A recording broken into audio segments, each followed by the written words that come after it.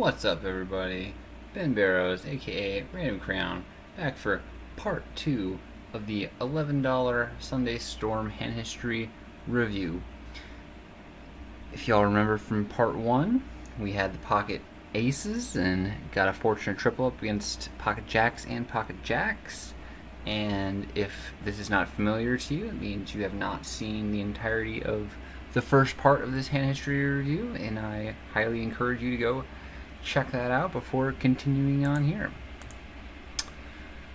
So we got over triple starting stack now, folks. Things are going well. Queen 6 here now in the big blind. Got under the gun +1 open, cutoff call, but got a fold once the button 3 bets. 8-9 suited now here in the small blind. Under the gun opens. Cutoff calls. We're getting a pretty good price, so we call our suited connector, flop bottom pair, and an open-ended straight draw. Standard call once we get a c-bet and call, getting great odds. 3 spades on the turn, puts out a second flush draw, and we just fold to the near half pot bet from the cutoff. Not getting quite the right odds. 2 calls. Just move on.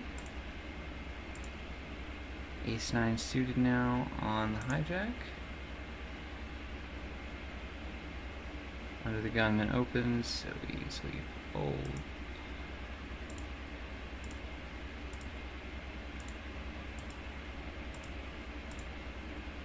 Ten-8 suited now on the button. Standard open. And there's actually a player all in for hardly any chips. That's why we had to have a board run out. And our 10 high is actually good against their 9 high, so we ship the whole dip.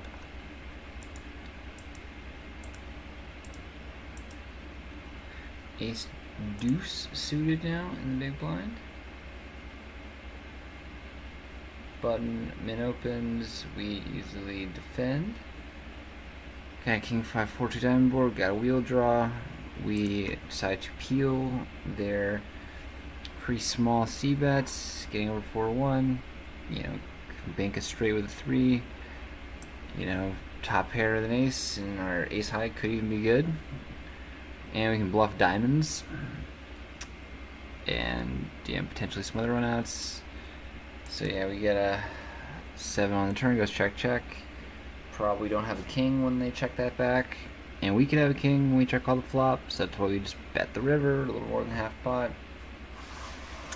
Repping like we have king X, or like we have straight, you know, like 3-6 suited, 6-8.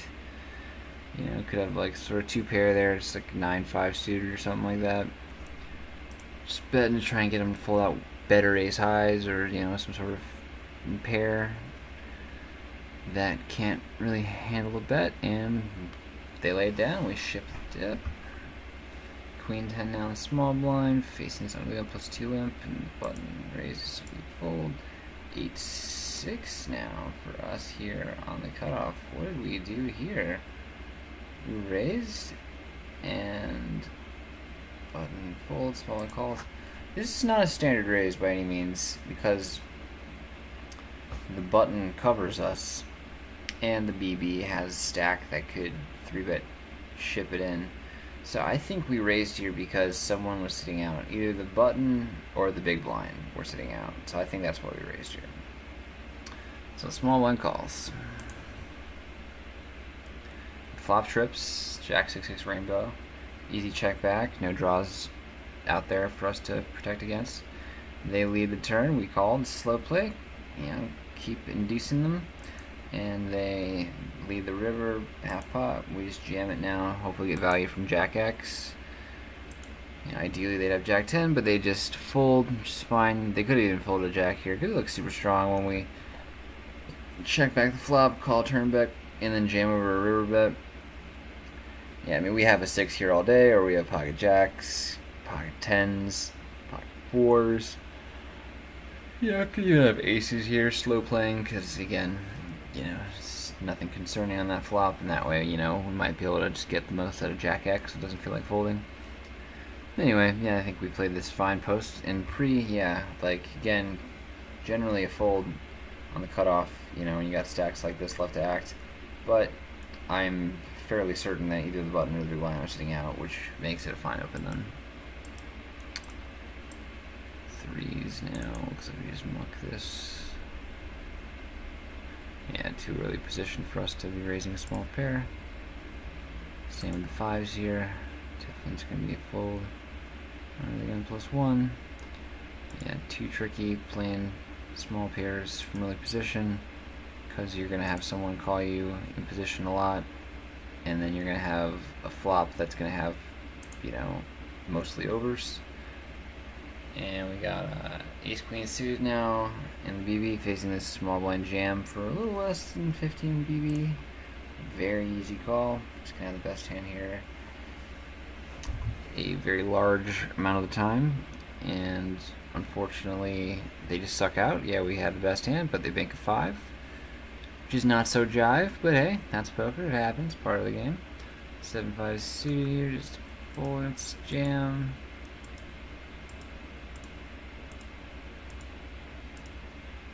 Queen 9 now in the big blind, and we walk it out with Queen 9 the divine. Queen deuce now in the small blind. Wow, yeah, it looks like, yep, the big blind sitting out. So they were sitting out as the button before, so we were effectively the button with 8-6, which is why it becomes acceptable to raise. Jack 9, yeah, we decided to just put the pressure on the BB. We're effectively, you know, essentially blind versus blind because the small blind's sitting out, so it's just us against the big blind. They only have 13 blinds, you know, Jack 9's a fine enough hand to ship it in there. They're probably not going to be getting it in close to correctly, you know, so it can, yeah, just comfortably just rip it in and expect them to fold a lot. And even when they do call, they will be getting it in with hands that we have decent enough equity against, so we'll still win the pot, you know, enough of the time. And we raised to less than all in to max fold equity, you know, like maybe they have like ace deuce off, maybe they have like king 6 off, and they would have, you know, gone all in with those hands had we just got, like, you know, actually shoved all in, so they just click call, you know, with these kind of like marginal value hands. But when we just raise like half their stack, maybe they psych themselves out of calling, you know, and just fold, yeah, like some of the lower end of the spectrum there, yeah, for their marginal value, you know, things that are ahead of Jack high, you know, something like Queen 10 even, you know, like, yeah, again, like low kings. I feel like most aces would just go with it regardless, but some players, you know, still can fight a fold, especially in the Sunday Storm, where you have a lot of satellite players, a lot of fun players who, you know, are probably going to be more scared money and going to be making these tighter folds. So if you can get them to fold any of those hands by just raising half their stack rather than going all in, then it's worth it. So we do that, they fold, and we move on.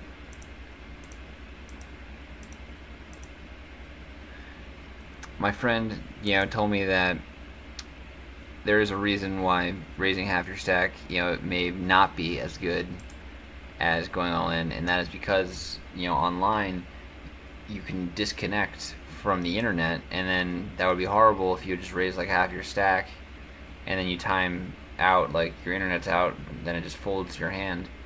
It'd be pretty horrible. So that is a good reason to just go all in the first place in those kind of situations. And now we got Jack 8 suited, we raise under the gun. Yeah, we should blinds. But yeah, if you have a pretty reliable internet connection, especially if you have a backup internet, then yeah, it seems like a good way to play those kind of spots. King Jack now in small blind, under the gun, opens, under the gun +1 calls, and you got a jam from the hijack, very standard fold. Aces again on the button, Under the gun limps.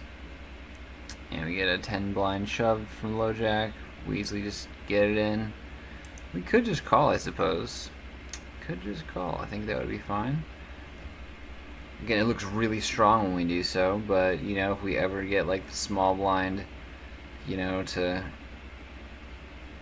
jam over top with something like eights or, like, ace jack, you know, something like that they might have folded to a jam, then it's definitely worth it. But I think that's kind of a stretch. I think, basically, you know, like, it's just going to be a cooler if we get it in with anyone else. Like, when we call or ship here, you know, they pretty much have to have a strong hand to go with it. So might as well, yeah, just stay balanced and ship it here, because it does look stronger when we just call, like we're trying to induce, you know, which is what we would be doing. So yeah, might as well just call, or excuse me, raise here, rep like we have ace jack, ace queen, you know, and maybe just get like some worse pair to call or whatever.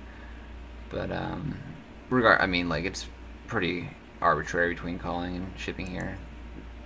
Either way is a fine way to play it. And under the gun was trapping, so should we get the cooler indeed? Get a 7 jack, queen, queen, 10 board, and they have kings, sickety sick, up against ace 7 suited as well, and we hold for another healthy pot with the aces. Yeah, if you all remember, yeah, at the end of the last video, we had aces and tripled up with them against the two players with jacks, yeah, as you saw at the beginning of this video, and now we just get aces again. Hold against two other players, ace 7 suited and kings. And yeah, things are really going our way this tournament. Just get pocket aces and just keep winning all-ins against two players once, and yeah, you're gonna build a pretty decent stack on this indeed. Definitely were blessed by the poker gods that day. 10's now on the button. We standardly open, make it about 2.5x, make it 2,999, trying to induce a 3-bet, so we can just 4-bet jam over top. And again, we do this to, yeah, get them to maybe 3-bet with some hands that they wouldn't necessarily always 3-bet with. You know, just include some like air, yeah, like some ace 4 suiteds, you know, some like jack 8 suiteds, you know, like, you know, pocket 4s, things that, you know, can't really withstand a 4-bet shippity dip. And so we're trying to make it look like we're stealing on the button to get them to raise with those types of hands, so we can just come over top and, you know, just win more money in the middle, because, you know, more to be won when they 3-bet fold rather than when they just, you know, call. So that's what we're going for. Add the 999. People think it's bluffy, think it's steely, so they'll 3-bet sometimes, but a lot of people have caught onto that too, so you don't see it as much. But yeah, that's what we were going for. So anyway, the BB defends. We get a deuce jack deuce 2 club board. Could c-bet, like checking back as well to induce bluffs from air. Like again, like they have king 7, they have queen 9. You know, they can't call a c-bet there, so we might as well just check back and let them bluff the turn with those types of hands. At the same time, a lot of merit in betting the flop to not let them realize equity. You know, like 10 is kind of vulnerable. We don't want to see a queen, king, or ace on the turn. Don't want to check back and let them catch up for free. So, you know, with that in mind, I think betting the flop is fine. Betting the flop is good. But, you know, checking back is cool too. You know, for the bluff reasons, you know, let them bet the worst hands. So it's just really a toss-up of, you know, giving them the opportunity to bet into you with worse, but at the same time, whilst, you know, sacrificing, you know, some equity potentially, because you're letting them realize their equity. You know, you may let them get there, you know, and then they would bet the turn with a real hand. Yeah, and so it kind of defeats the purpose of letting them bluff if now they actually have a better hand. So it can go either way. Yeah, because like when you bet the flop too, you'll get called by worst. You'll get called by ace high and worse pairs. So yeah, I think probably just going ahead and betting flops for the best. But I think checking back definitely is fine as well. Like, it's good to mix it up. Now we the turn delay c-bet. Yeah, and that's the thing, when we check back and they check the turn, we can very comfortably delay c-bet for value, because they very likely will bet a jack on the turn. And that's another reason why we decided to check back the flop, because it's jack high flop and it's deuce deuce. So like, They will have some worse hands they can call with, but at the same time, like, we're still kind of like playing guessing games once they check call the flop, because they really could have jack. Yeah, so once they check the turn, though, we can be pretty comfortable that they don't, and now we can, value bet our second pair, and they fold, so should be good. Ace 3 is suited now. Under the gun +1. Standard open. Folds to the big blind. They call. We flop bottom pair.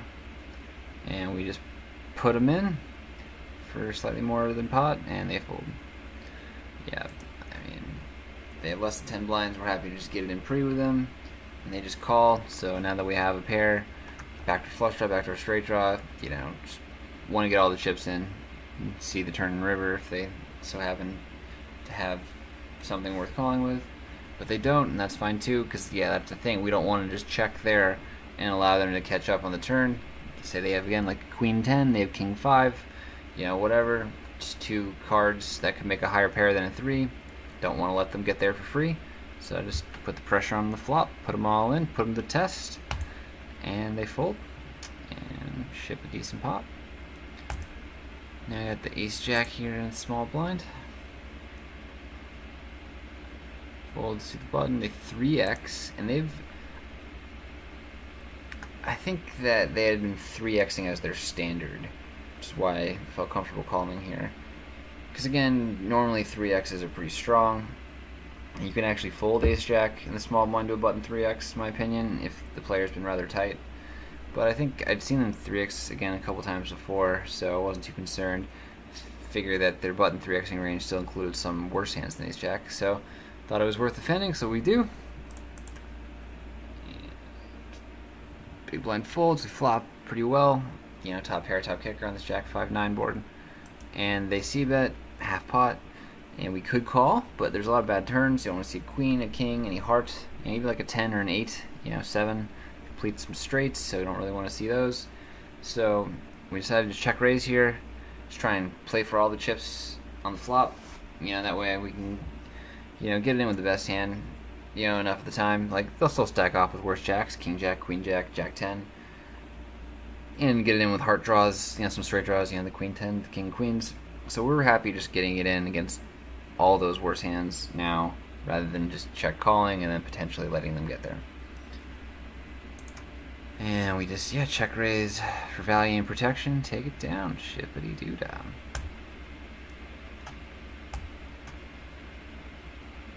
Threes, looks like probably fold. Yeah, we decided to fold here. We are indeed getting enough odds to set mine. We have more than 20 times behind their open, but more importantly, they had more than 20 times behind their open as well, so we cover. So we're getting the right implied odds against them. However, it's best to fold because of the stacks left to act. Button, small blind, big blind all have around 20 blinds. There's some a little under, so they can easily just jam over a raise and a call. So by flatting with threes there, we create an excellent squeeze opportunity for them, and we can expect one of them to go all in enough of the time to where we'll just have to fold our threes and then to waste some chips. So best to avoid that by folding to the raise in the first place.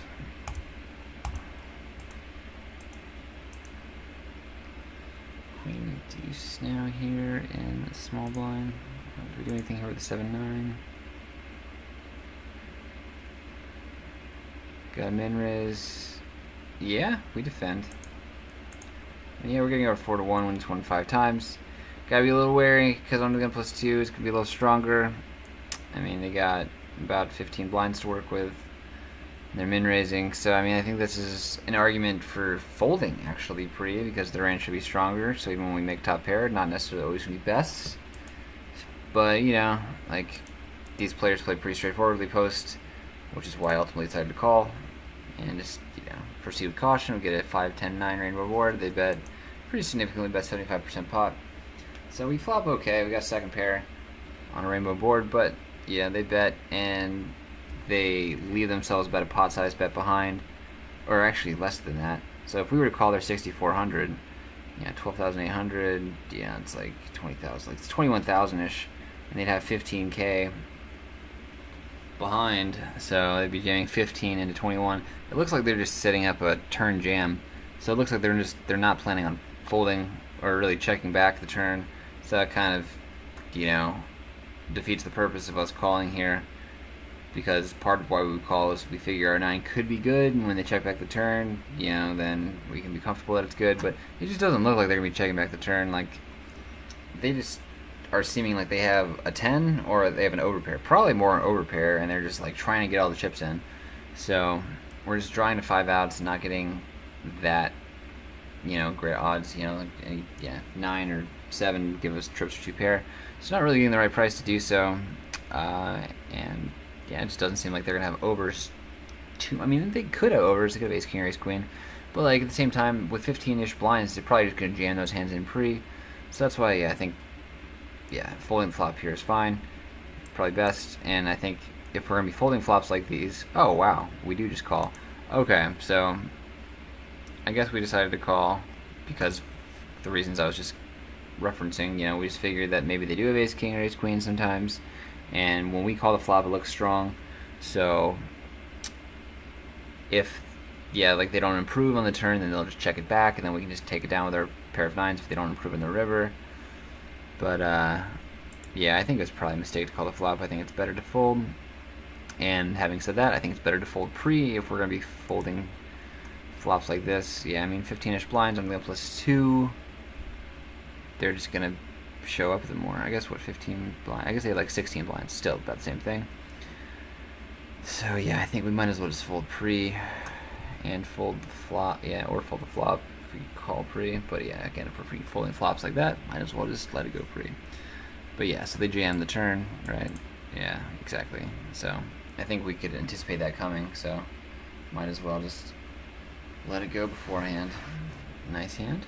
Yeah, can't play every hand perfectly. Queen deuce now in the small blind. We decided to, just complete there. Generally, we fold when there's a 20 blind stack, or a little less than 20 blind stack in the big blind, because they can just jam over our weak looking limp a lot. But when the big blind is sitting out, you want to be completing ante too. Now we got queens on the button. 3x from cutoff, we jam it in. They call. Yeah, so I mean, like, they just have a little more than 20 blinds, so like about 22 blinds. Yeah, and the small and big blinds both have, around 20 blinds, so queens is just going to play best as a shippity dip here. Yeah, it just looks weakest, and it'll be more likely that we're looked up by like 8s, 9s, 10s. Yeah, I mean even worse 7s, 6s when we just jam it in, ripping like we have 2 overs. So when we 3-bet, I think some of those like middle pairs like 7s or 8s, could find a fold because it looks pretty strong when we 3-bet, and obviously you're not folding. So we just jam it in. They also have queens, and we chop it up.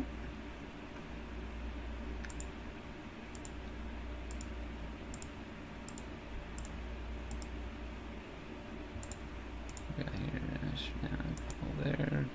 E6 down the big blind.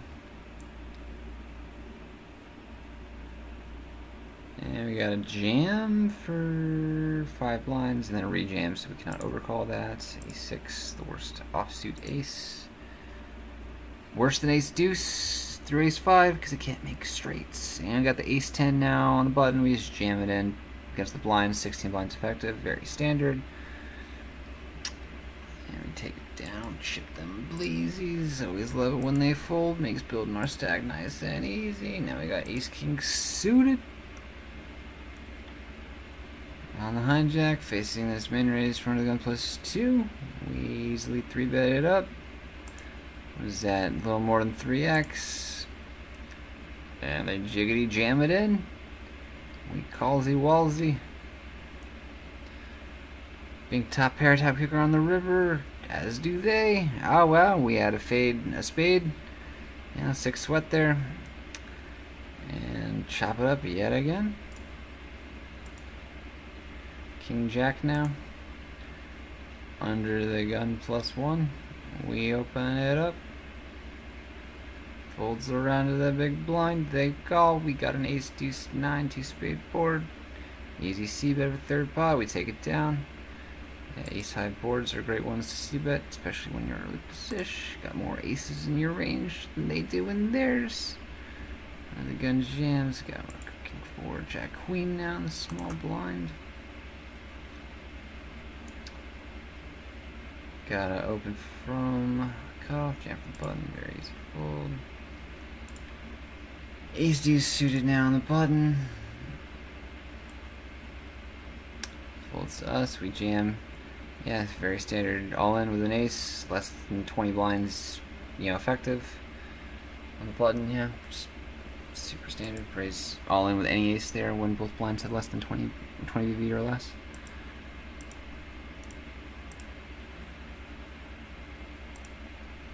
Eight jack suited now in the big blind. Facing a raise from the hijack, 2.5x. Call from the small, and we are getting over 4-1 in the BB, so we complete the action and get a king 8 jack rainbow board, and yeah, have 2 pair, and are now facing a lead from the small blind, about a quarter pot, a little less, and are trying to figure out what the best play is here, because there's a lot of bad rivers now. And we ultimately conclude that just going all in is going to be the easiest way to play this. Again, don't want to see a heart, don't want to see a 9, a 10, a queen, a king, a 7. All these are bad cards for us. But they could call with worse when we jam. They could have king X and just not want to let it go. Could even have a worse 2 pair, like 7, 8 potentially. But yeah, probably not though, because they would probably bet that bigger to protect. So, but yeah, regardless, jack 8 here for 2 pair. It's going to be the best often. So we just want to protect our hand and gets the maximum value. So we just go all in. There's already 30k in there. That's like almost half our stack. It's more than a third of it, which is a significant increase if we were just take it down right now. And they could potentially call with worse. We want to allow them to make the biggest mistake possible. If they do not, they just fold. That's fine. It's a very significant pot for our stack. And with that, we shivvied up over the 100k mark, and that'll be a good stopping point for part 2 of this $11 Sunday Storm hand history review. So yeah, I hope to see you all back for part 3. And until then, shippity dip out.